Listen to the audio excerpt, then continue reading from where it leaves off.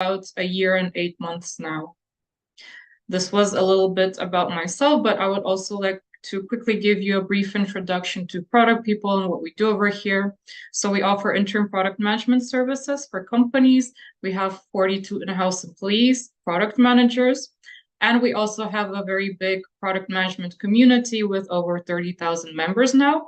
And the way we give back to this community is through such sharing sessions as today. So if it's your first time, welcome. If it's not your first time, welcome as well. We would also like to get to know you a little bit better at first. We've prepared 2 questions. So for those of you who are on Zoom, you will see a poll pop up on your screen with 2 questions. The first question is, how do you like to stay updated on the latest product management trends and news? Is it through podcasts? Do you like reading some blogs and articles, maybe attending conferences and webinars, or reading newsletters? And the second question is, how did you first become interested in product management? Maybe it was a natural career choice for you. Maybe you stumbled into it by chance, or you're not yet in product management, but you are curious. So in my case, I do like to read articles and blogs. And also, I think one of the best things is attending conferences and webinars, but especially conferences. I think it's really cool to be able to network in person. And how did I become interested in product management? In my case, I came upon an online course in product management before I even knew what product management was. So for me, it was kind of like both stumbling into it, but also I did have prior interest in entrepreneurship and developing products, so both natural and by chance, you could say. So we have the results of our poll here, and I can see 60% answered that they usually check blogs. Coming in second, we have podcasts and newsletters. No people answered conferences and webinars. That's interesting. And then 60% said product management was a natural career choice. And then 40% stumbled into it by chance. Thank you for sharing this with us. And now I can finally hand it over to our guest today, Noam, VP of Product at Spark Networks. Before we jump into our AMA session, Noam, maybe you can just take a moment to introduce yourself and let us know, how did you get into product management? How did your career start? And yeah, just share about yourself a little bit. Yes, all right. Good evening, everyone, if you're in our time zone. Yeah, so I'm Noam. I'm here today to talk with you, to answer questions, hopefully. Thanks, Product People, for organizing this. Very happy about it. And yeah, as you said, these days I'm VP of Product at Spark Networks. Spark Networks is a conglomerate of about 12 dating apps across different markets and with different intentions. So let's talk a little bit about dating today. That would be interesting. I consider myself sort of a bottom-up PM. I started as the most junior of junior PMs. I was not even called a PM. I was just doing some requirement gathering from customers and users back in 2013, 2014, a decade ago, with a small Israeli startup and helping them expand into Europe. And as I did that, I started getting into tech as well and understanding what I was doing. And from there, I moved to Berlin and into bigger and bigger companies and got my hands dirty and into the trenches of product management and understood more and more of it. And the truth is that I think every year I revise what I think about product management and what it is and what's important, what's less important. And it's interesting to see the progression throughout the years. But yeah, that's kind of my story. I've worked at mainly B2C companies in a variety of industries, from music streaming to e-commerce and video-based stuff on mobiles, to dating and traveling and the whole recruitment world. Different aspects of B2C, different markets, different industries that I've been in. Yeah, I think that's we can start there. Thank you, Noam, for the introduction. We can jump into our Q&A. So for those of you on Zoom, also feel free to kind of like raise your hand and speak directly. No problem. And we'll also be reading the comments from YouTube and LinkedIn. So before I'm going to give everybody a chance to kind of like think of their questions. Noam, maybe you can also tell us a bit more about what it's like working in kind of like the dating app industry, because I imagine it has its own kind of like specificities compared to the other industries. Is there something maybe like curious or surprising that you could share about working with dating apps specifically? Dating apps. All right, I'll give two aspects of dating apps. I don't know if they're the most important, but I think a good place to start a discussion.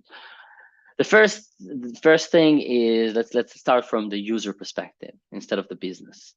From a user perspective, dating apps is one of the most emotional markets I've ever worked on. The amount and depth you need to go into as a product manager when it comes to user research and how users feeling and how do they perceive other users and the dynamics on the platform and how they engage with other users is enormous. Yeah, you need to pay attention to a lot of details, and you need to think constantly about the emotional state of the user and about their goal and what they're trying to achieve. A lot of we see and we find that factors that usually maybe in tech and capitalism that would not come into place play a huge role in dating. Insecurity and insecurities and fear of dating again, the fear of being fooled or scammed online, the idea of how do I present myself and who am I. So very, very emotional, deep topics that are not necessarily solely in tech, that go to human psychology and philosophy, have a huge influence on dating. So that's from the user perspective. From the business and product perspective, dating is a very interesting domain and very challenging because it's an infrequent product that users, the vast majority of them, and especially in our dating apps, they want to come, they want to succeed in whatever it is that they want to do, which is usually to find a serious relationship on our dating apps. Most of the users, that's their intention, and then they churn. So that means that as a business, you have a certain time frame, 3 months, 6 months, 9 months, a year, it doesn't matter, in which you have to make sure that you are ROI positive and that you've made the revenue that you had to make in order to move the business forward. So these are two intricacies about dating that I think is a good place to start. That's interesting what you mentioned regarding the churn, because I imagine, like, obviously for all apps, you are interested in maintaining the users, on your platform. But in case of like dating, the users, like, they have their own kind of like goals, and essentially like you do want to kind of like meet the person and like let go of the app and like go into like real life without having to like swipe back and forth. So that's really interesting, how to manage kind of like that whole life cycle. Yeah, you have to work with the goal of the user. Yeah, that's not. We have to help them find the partner they're looking for. And related to dating apps, since we're on this topic, so as the dating app landscape evolves, how do you foresee the role of AI and machine learning, shaping up the user experience and monetization of this industry in the future? So first of all, I mean, machine learning has been part of dating for a long time. Machine learning is not something from the past 1, 2, 3 years. Yeah, it's has its roots like almost a decade ago. I remember working with engineers on machine learning almost 10 years ago. And machine learning had an enormous impact on Tinder was, as far as I know, the first one to have in dating had to do like widespread use of machine learning. So it's the whole process of, for instance, how do you match users, which user is right for the other one, and how do you encourage them to converse with each other, is something that machine learning has brought a lot of value to. Now, if we're taking it maybe a step forward with generative AI and that aspect of what we're seeing over the past year, ChatGPT, etc., there are various directions it can be. First of all, okay, we can match users even better and make sure that you really just talk to people that really match your interest and profile and what you want.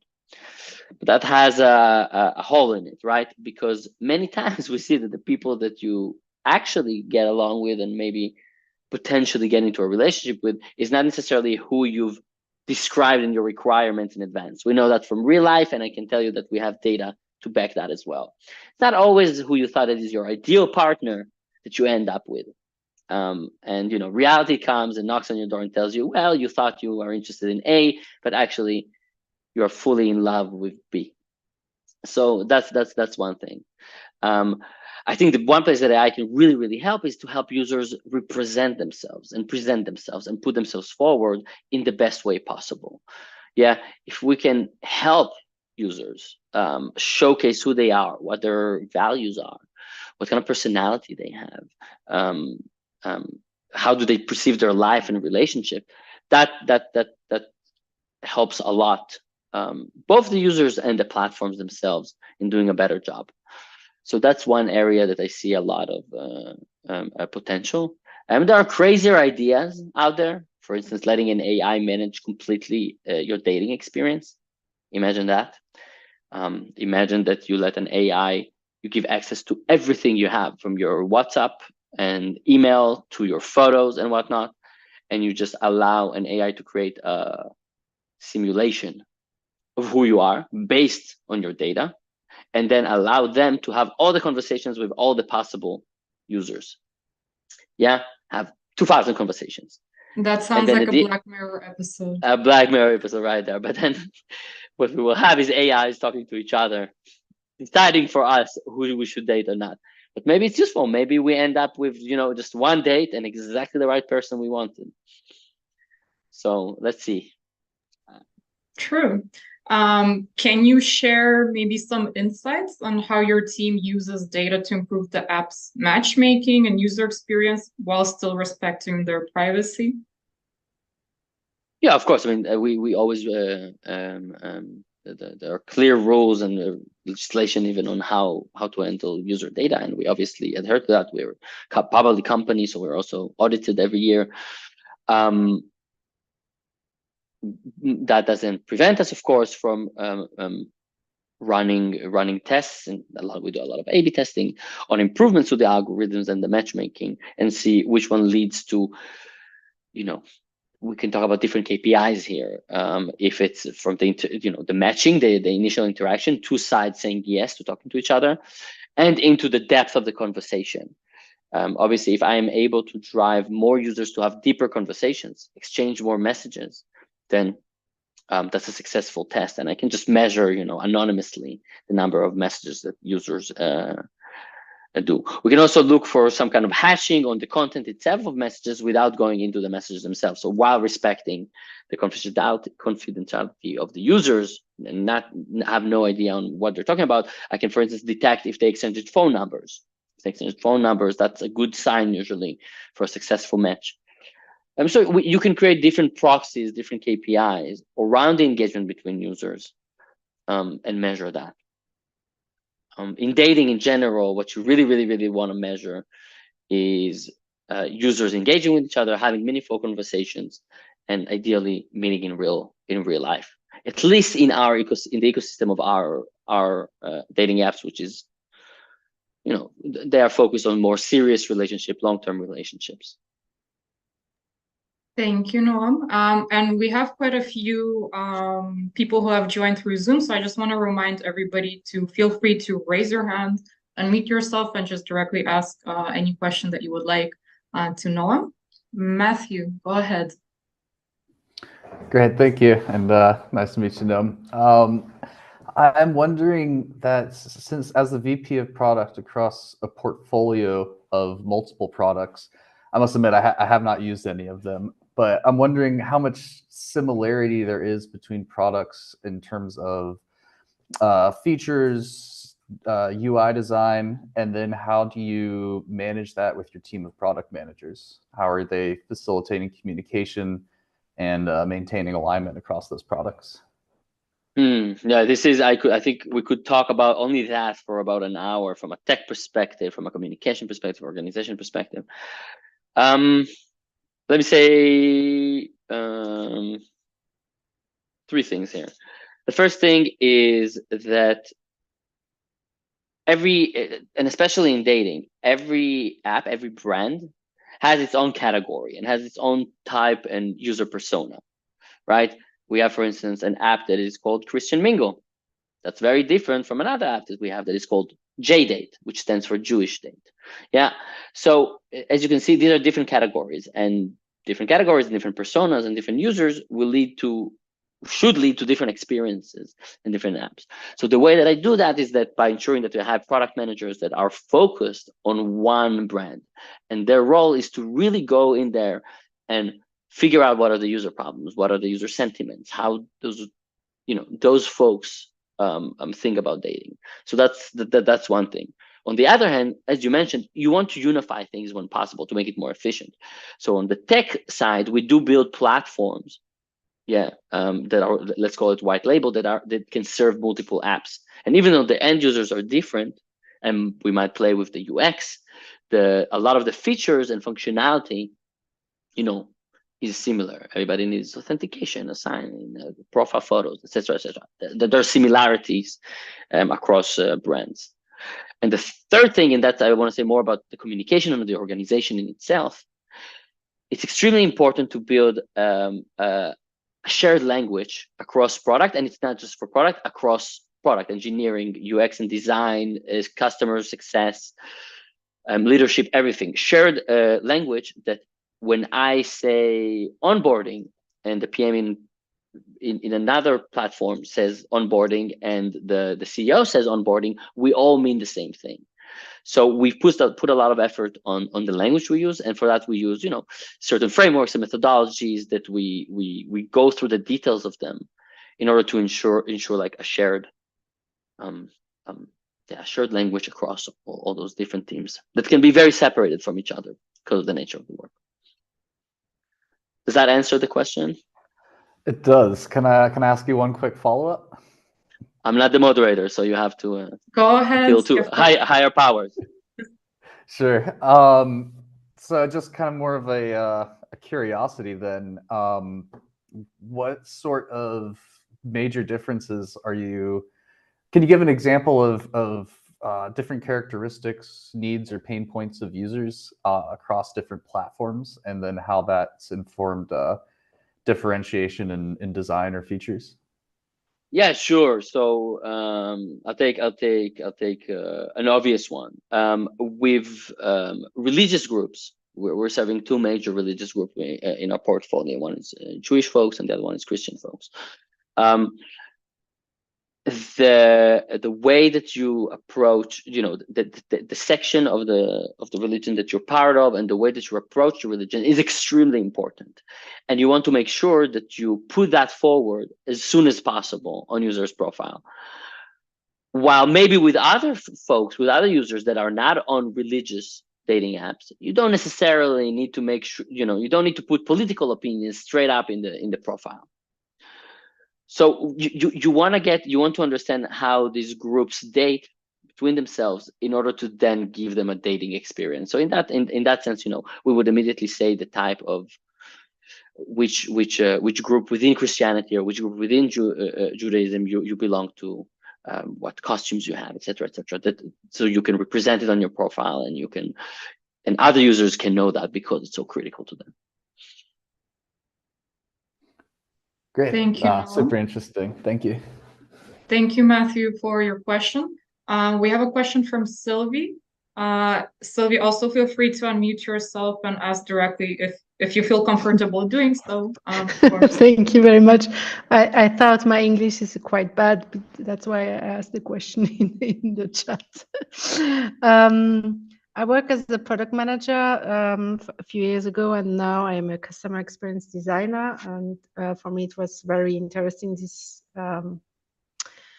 this change. Also, I don't see it like a change. For me, it's something continuing to have this aspect. And I wanted to know, how do you integrate the customer view in your process when you develop perhaps a new product?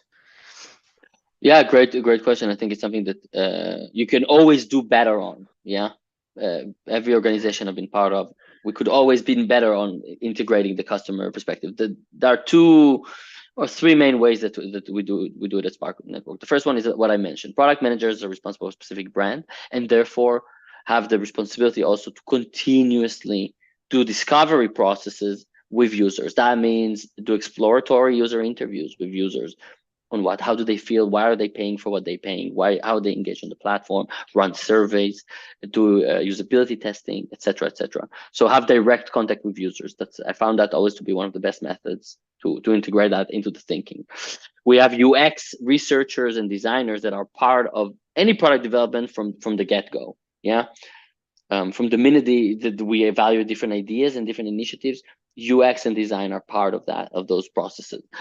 We can do better on it, but we really try to make sure they're there as well. And lastly, we have different, we try to facilitate kind of communication between different. We have a very big customer success team, and they get a lot of feedback from users, because they're in touch with them directly. So we try to have like weekly and monthly pipelines there to get feedback from users from customer success. But for me, this is one of the things that I really put my emphasis on with my PMs. It's the responsibility of the PM to a large extent for me to make sure they have their finger in the water, so to speak, when it comes to user sentiment. Okay, thank you. You're welcome. Thank you, Sylvie. Thank you, Noam. We have another interesting question from the audience. Could you share some success stories or maybe interesting statistics related to meaningful connections or relationships that users have found through your apps? If you have any interesting stories that you could share. There are thousands and thousands of folks that find relationships through our apps. I'm trying to think. We always also put them forward in general samplings or like all hands to showcase the successful couples. Trying to think of something that is a bit. One of our large brands, Zusk, was is a brand that it targets a specific demographic, a specific social group, mainly in the US and Australia, a little bit also in the UK and Canada. And that's had its own kind of like natural growth and segment. But it's interesting because a few years ago, we started noticing more and more interactions within same sex. Yeah. So initially Zusk was, let's say, built for, I'm talking about 8-10 years ago, was built for heterosexual relationships, but we saw that more and more folks are starting to use it also for same sex, or using it at the same time for both heterosexual and relationships. And we naturally, because we saw it and then did some user interviews and figured that out, we started making changes also to our product to allow a better experience around there.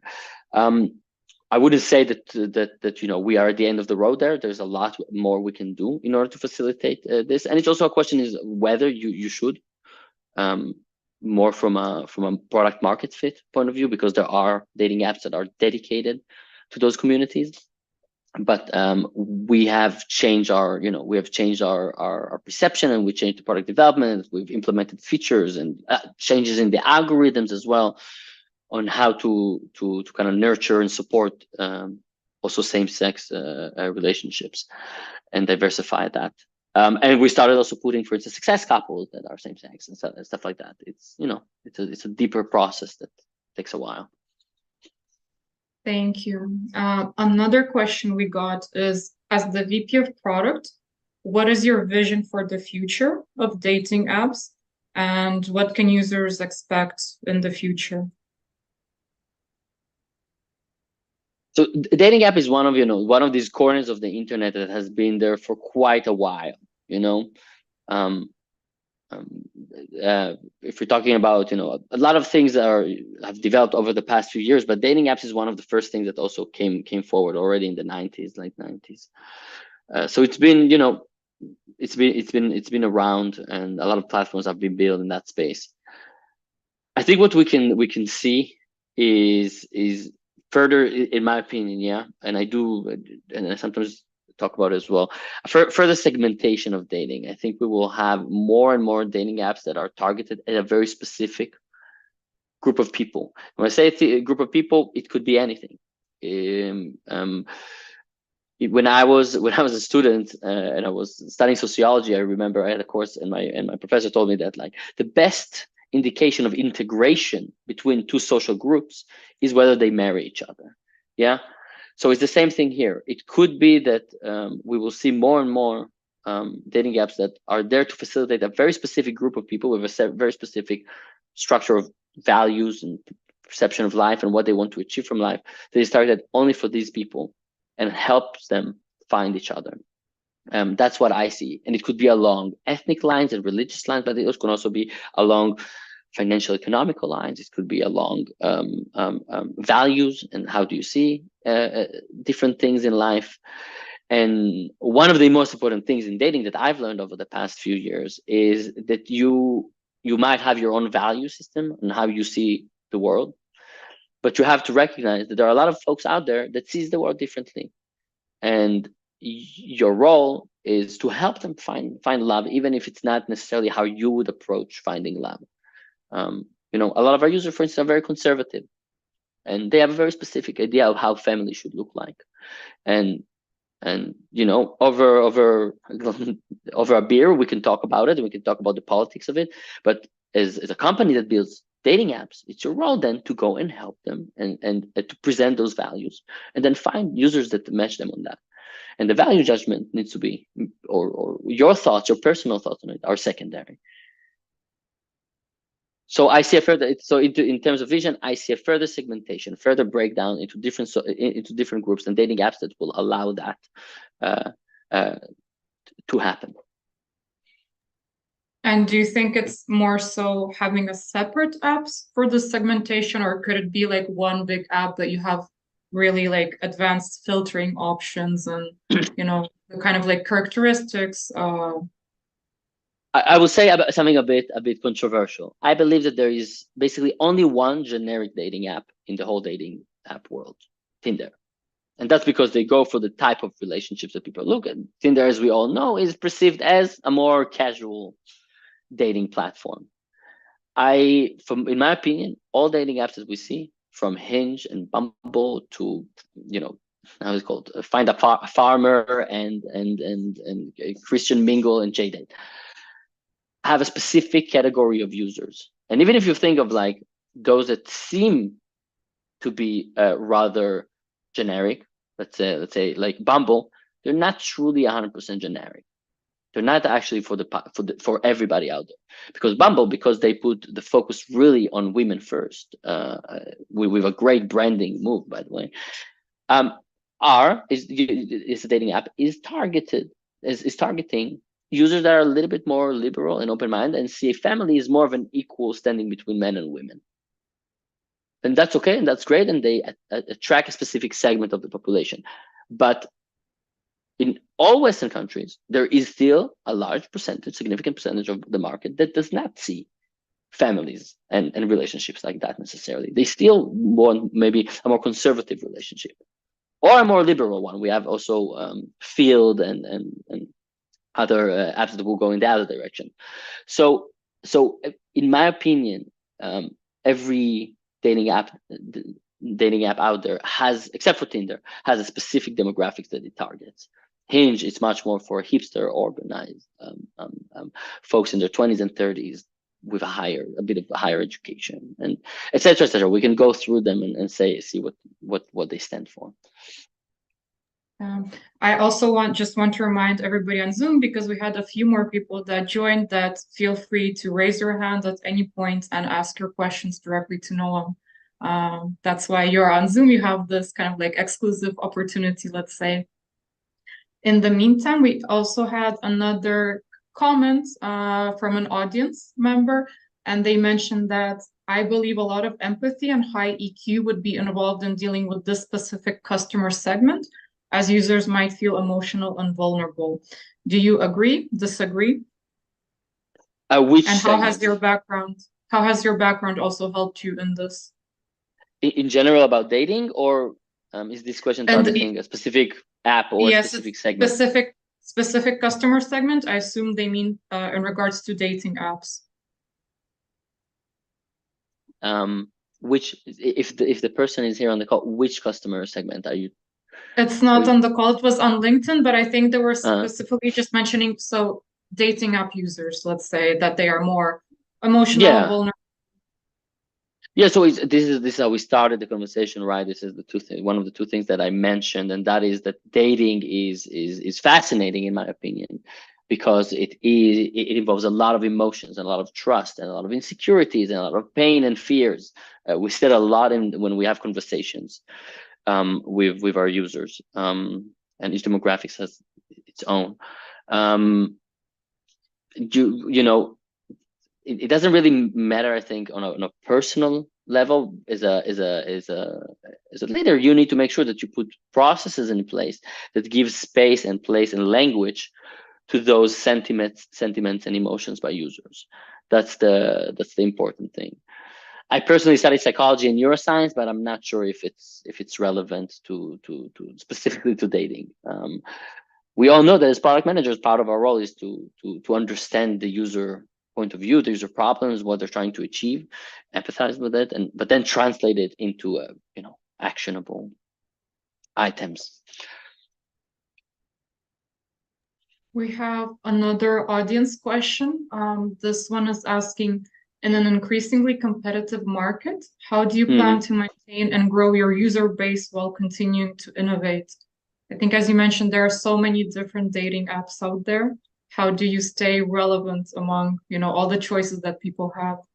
You're absolutely right. Right, you hit the nail on the head. And like the cost of acquisition is going up over the past 10 years as well. So it's very hard for new brands to come forward, and startups to manage to take a part of the market from the big dating apps. I believe that the way to do it is by having a very specific user in mind, as I said, a specific category, a specific segment, a specific user persona, and then go and allow them to date in the best way they can. Really represent their emotional, cultural world in that dating experience. I can tell you, we in Spark Network can do a much better job at that, and we're working on it, and we are trying to move forward the things we need to move forward. But that's the way. You need to allow users to find the kind of people that they're looking for in your app, and you need to represent it in the features, the experiences that you build on your app. That's my belief in that. In order to do that, you need to have, the question is very, captures the whole of the business. You need to have very good marketing, and you need to have very good acquisition and retention efforts, and then the deep experience of dating. You need to have good matchmaking. It's a complex platform to build. We have two questions on Zoom. I don't know who raised their hands first, but I see Sue first on my screen. So go ahead and ask your question, please. Thank you, Elizabeth. Hi, Noam. I have a funny question. Like, I come from India, and I have seen that the change of the culture during the time, and how it is in today's state, it also evolved very much, also especially with the digitization and with the internet. Things are changing very fast. How do you keep the pace? Like, of course, you define OKRs, you define your KPIs on perspective of your business goal of your company, but also as a demand or the need or the style of maybe coming close together in the end, even though the goal is to find a serious partner, is there. How do you cope up with this? Like, is there any continuous research process you people go through, or how do you keep pace with the change of the world? Yeah, I mean, very good question. I don't think there's one generic answer I could give. The way to go about it, or the way that I approach it, is by embedding continuous discovery process into all product teams, all the ones that are building user-facing things. And that's the idea that we talked about a few times by now, and that is to continuously talk to your users and reach feedback and to seek feedback. Product managers should talk at least once a month to users. Some of the most, do it. If you are, if you're a product manager and you haven't talked to users in a few months, just go get a bunch of emails and send an email and be like, hey, can we jump on a call for 30 minutes? Don't even have, you don't want to work too much. You don't want to build a script and have like designs. Don't even do that. Just jump on a call with a user, someone who's paying, and ask them, why are they paying? What is important to them? How do they feel about your platform? And that's the only way to, I mean, it's not that, so there are a lot of methods around seeking user feedback, but seeking user feedback is one of the only ways really to make sure that you are moving with the times, you're moving with the market, you are providing supply to the demand, as you mentioned the word demand, yeah, that you're keeping your product market fit. That's the only way. Whether you do it through customer success and feedback, or do you do it through surveys, or you jump in exploratory user interviews, whatever discovery process you want to do, that's fine. That's okay. You can, it takes time to find what works in your case and in your business case, but seek direct user feedback and then allow it to change your opinion and how you're building things. Okay, so it's like an empirical research, but in whatever process or whatever way you want to get it, but in the end to find some valuable feedback from a good number of users so that you can make an understanding out of it. I would say, there are two, in general, we have qualitative and we have quantitative, right? I'm not touching the quantitative for a second, because it's a completely different domain and it requires different skills and a bit of a different thinking.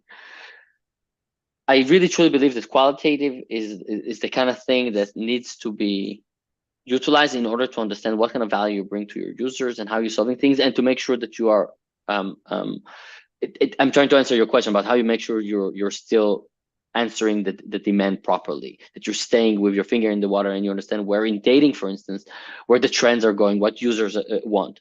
With all respect, with all respect to qualitative, to quantitative, and have a lot of respect to quantitative research, it will never tell you that users are now seeking more long-term relationship than short-term relationship in your user base. Yeah. And no A/B test, or no funnel analysis, and no drop off at a specific, at the checkout will tell you that. You need to go on a call and you need to talk to users and seek that feedback in order to challenge yourself on that understanding. On the other hand, every feature you build, you need to run against quantitative methods in order to make sure and understand and quantify the impact that you've had. But that's later on in the process. I was more focusing on really the discovery processes. Cool. Thank you. You're welcome. Thank you, Sue. Thank you, Noam. Anna, you've raised your hand. Go ahead. Yes, hi. It's kind of in the follow-up of what you've been saying about the customer reviews and talking with the customers, and it's in the opposite way of another question that was already asked about the success stories. What are usually the main concerns or the main complaints that users usually have in this kind of apps? Let's see, what are the main problems in dating? Dating has an enormous amount of fraud and scammers, unfortunately, and that happens across all dating apps. We know it from, there are Netflix shows about it, and there are a lot of stories online. Also, the industry went through a long process of moving from a passive role to a much more active. We try to actively educate users about it, be aware of these behaviors, because at the end of the day, with all the technology that we have, it's still hard, and we're doing everything we can. We have dedicated teams to security and trust and safety and, countering fraudulent behavior. But it's still, if someone wants to lie, they will lie, and we cannot control that individual. So the way to go about it is to help users and give them the signs of how to detect it, and giving them mechanisms to inform us on these kind of users. So that's one challenge that I think all dating apps have around authentication and fraudulent behavior. And the second one is what I said from a business perspective: infrequent product. Your user, if you are a really good dating app, your users will churn and will stop paying for a subscription and will not buy the coins to get hearts and smiles being sent around. Yeah, they will churn and will stop paying for you because you've done a great job. You match them with the love of their life. Yeah. So you have an inherent challenge. There's a great article by Andrew Chen talking about why investors hate dating apps. So just Google it and read it. It's not even that long. It's, I don't know, 1,500 words, 2,000, and it's because the business in it is limited, has a limited time frame for most users, because most users at the end are interested in long-term relationships. So that's another challenge in dating. And then what we talked about until now, and that is that it's such an emotional field, and therefore understanding the user problems or defining user problems and then jobs to be done, let's say, many times has to do with like, who am I? What kind of relationship do I want? What kind of person do I want to date? And, you know, for technology to come and solve that, that's very hard. These are questions about human psychology and philosophy and very personal, but we have to recognize them and we have to help users throughout this journey. Yeah, thank you. Thank you, Anna. Thank you, Noam. We're going to be wrapping up. We still have a couple of questions left. I know Ksenia wanted to ask, unmute herself, but she wasn't able to raise her hand. So Ksenia, this is for you. We can't hear you. It shows that you're unmuted, but for some reason I can't hear. No? Maybe now, you can. Yes. Yes? No, it's fine. Yes, now we can hear you now. Yes. Okay. So I'll try to be quick. So yeah, I'm Ksenia. I work for N26, an online bank. And basically my question is going to be adjacent to what you just said about monetization. I'm wondering how the monetization is kind of, how to say, included into the strategy for the product, because I know that the product cannot exist without revenue streams. And I don't know exactly which model are you using, like the paywall one or like the monthly subscription one. Like, are you taking this into account like a metric, or are you more onto features and the revenue is not like the primary thing? Because it's kind of like twofold. On one side, you want to help users, of course, find the relationship, but on another one, you want to maximize the revenue that you're getting, I suppose. Yeah, I'll get myself fired like this if I didn't think about revenue in our platforms. The revenue is critical. And any PM who thinks that they can only think about user satisfaction and solving user problem is naive. I'll say it like that, straightforwardly. Monetization needs to be on everybody's mind, and everybody needs to think about it. Every PM working in any business. The model that we have is subscription based. Yeah, we have different plans, different durations, etc., on different apps. But this is our core business model, and you know what we need to do is, because of the problem that we mentioned previously, that users come and are successful and then churn, we need to make sure that the payout period is as short as possible, meaning that we are ROI positive on the marketing traffic that we've purchased as quickly as possible. And that's, you know, that has been focused, for instance, for a few quarters in our company, to make sure that we improve KPIs around that. And you know, a lot of my time goes on pricing models, and a lot of the time that goes on thinking about subscription and how to improve it and how to build additional revenue streams. These could be one-time purchases, could be coins, could be things like advertisements and freemium. There are various revenue streams that you kind of want to diversify next to the subscription business, but the subscription business is still the core of our business. Thank you, Ksenia. Thank you, Noam. We have one last question before we wrap up this AMA. This one comes from Maru. I'm going to read out your question, but also feel free to unmute yourself because you're in the Zoom chat. So Maru is asking, which types of research methods do you use to stay actual in your understanding of your customer market? Examples, they mentioned ethnographic, action research, design research, and if you can give some concrete research and validation work examples that you have done, that would be really awesome.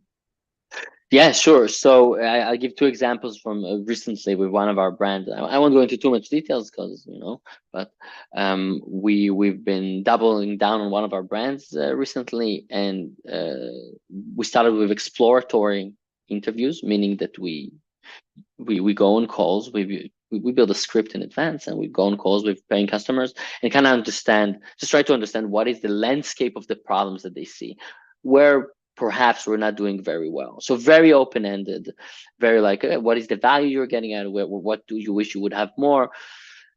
Very, very open-ended and wide. And we were able to kind of like build a landscape of, okay, on these areas we're doing okay, these areas we're not doing so great, but they're not so important. And maybe we have 1, 2, 3 problems that we really want to double down on. And then we took it to the next level. We built, quick prototypes around those areas, and then did usability testing with users on those specific problems. So to make sure that we're thinking about them correctly, and the features we're about to build are thought through and actually solve the user problem as we conceptualized it. So here, these are two methods. I'm also a huge believer in A/B testing. Every single feature we build is A/B tested, and in B2C it's a very common methodology that you make sure that you haven't, first of all, you didn't break anything, and second of all, that you've impacted the KPI that you wanted. I hope that answers the question. Thank you, Noam. And with that, we can conclude our AMA session today. Thank you very much, everybody, for your questions. They were really interesting. I hope everybody got some interesting insights today from today's session. I will quickly jump into explaining a bit more about product people as we wrap up, and some of the use cases for which you can hire us. So as mentioned, we work as interim product manager. One of our biggest use cases to cover parental covers, of course, if there's any urgent initiatives that your company needs support with. We also do consulting, and we can help you with your product discovery. What we're not doing is we're not recruiters, so we don't source candidates, but we're happy to share if your company is promoting any roles. We're happy to help you share that. We're not also a freelance marketplace. All of our employees are on a full-time payroll, and we're not a development or design agency, so we don't have any designers or engineers. We're just a team of product managers. Some of our B2C clients you can see here: Zalando, Tier, Backmarket, Douglas. Some B2B clients as well that I'm sure you've heard about, such as the World Health Organization, Utopia, Remote. And you can also check some of the feedback that we've received from our clients. And some stats about product people itself. So we've supported around 200 cross-functional teams so far. We have 42 product leaders and managers at Product People, and 62% of those are women, 66% of which are in leadership positions. So this really cool statistics. And here you can see just our diverse team. If you would like to join us, we have some open positions. We also have associate positions. So if you're looking to break into product management, you are most welcome to apply. And also feel free to subscribe to our newsletter that we recently launched for some updates in product management, some interesting articles that we share from time to time. And thank you very much again for this session. Thank you for your questions. Thank you, Noam, for sharing your knowledge and sharing your insights from the industry. It was super interesting, especially about the dating app industry. I have never seen, behind the scenes or gotten insights. So it was really curious to hear, your feedback and kind of like knowledge on this industry. So yes, thank you very much to everybody. Thank you. Thank you. Rabab, let me know when the live stream. Yeah, we're just gonna stop live streaming now. Thank you, everyone. Thank you, Noah. Yes, thank you so much.